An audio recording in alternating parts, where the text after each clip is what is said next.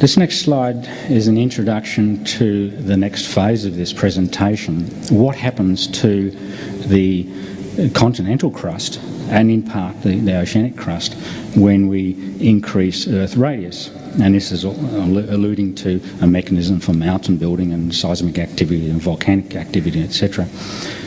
Shown here is a cross-section of a primitive Earth, the Permian Pangaean Earth, at 50% of the present Earth radius, and the present-day Earth. I've also shown a fragment of a primitive crust, just one small fragment, and this is about 5,000 kilometres diameter, about the size of the present-day European continent.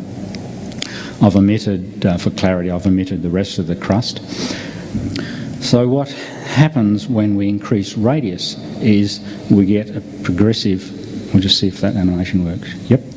We just get a progressive flattening of that surface curvature. Now this is a very important point to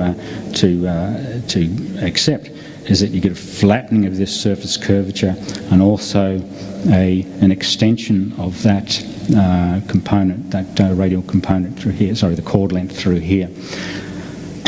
This doesn't happen all at once. It happens over a projected period of time, over that full period of time. The elevation, difference in elevation we're talking about is around about 580 kilometres of this material must collapse, progressively collapse. So as the Earth progressively increases in radius, you're getting first off, you're getting a slight super elevation of the continental material.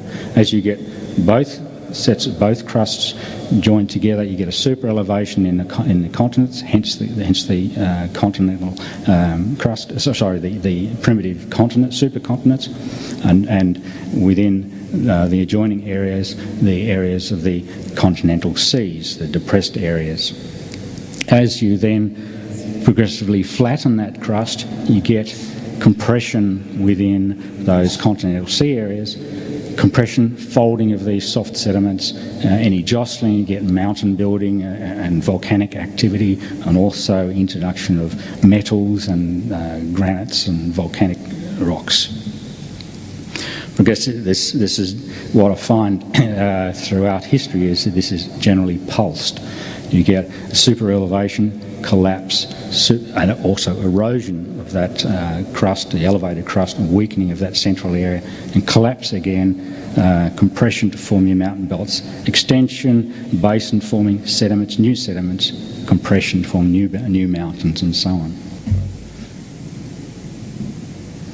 We'll just hone in a little bit closer to, and this is a schematic representation of what happens to the crust itself. Now what's shown here is the continental crust, about 30 to 70, 80 kilometres thick, overlying the mantle, which is hot, plastic, superheated, and the starting off of a shallow continental sedimentary basin and overlain by water, by shallow seas.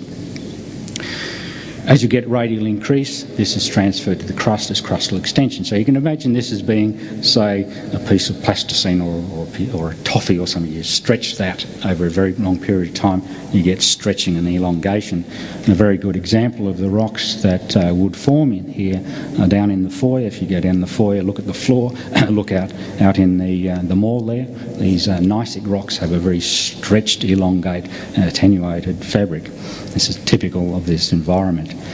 If you continue to stretch that crust, you then start getting faulting, what we call listric faulting along these margins.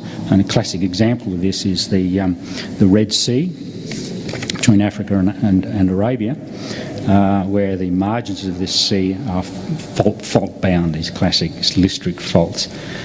Continuing on with that extension process, we then get into a continental scale where we get a breakup of this and fragmentation to form the modern continents and the modern oceans, the modern ocean basins, and then migration.